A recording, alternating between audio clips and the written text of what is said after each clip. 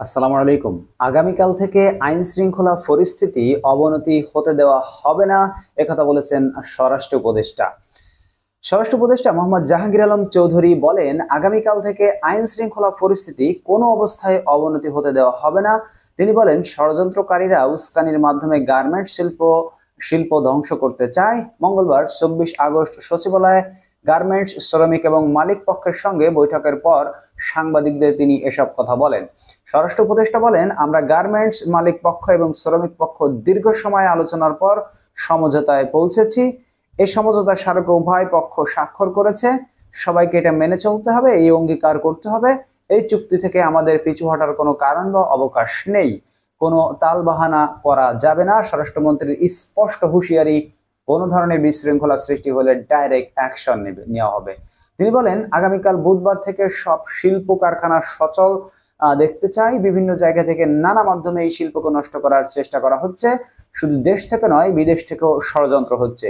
এই শিল্প যদি বাইরে চলে যায় তাহলে আমাদের কি হবে সে বিষয়ে সবাইকে চিন্তা করতে হবে।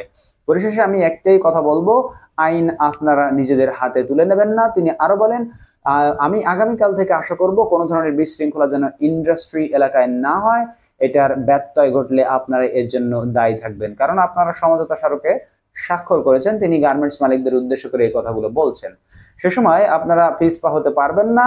এখানে যারা উপস্থিত আছেন সবাই যদি চেষ্টা করেন তাহলে বিশৃঙ্খলা হবে না, আইন শৃঙ্খলা পরিস্থিতি কোনোভাবেই অবনতি হবে না। স্বরাষ্ট্র উপদেষ্টা বলেন, শ্রমিক ভাই বোনদের কাছে আবেদন করছি, আপনারা শুধু স্বাক্ষর করলে চলবে না, মনের ভিতর থেকে আসতে হবে যে এই শিল্প আমাদের বাঁচাবে। এই শিল্প আমাদের সবকিছু দিয়ে যাচ্ছে, শুধু আপনাদের নয়, জনগণকে অনেক কিছু দিয়ে যাচ্ছে। গার্মেন্ট শিল্প আপনারা জানেন, বিদেশ থেকে রেমিটেন্স আসে। এই শিল্পের উপর 1.5 কোটি নয়, পুরো বাংলাদেশের মানুষ নির্ভরশীল। এজন্য আপনাদের নজর রাখতে হবে।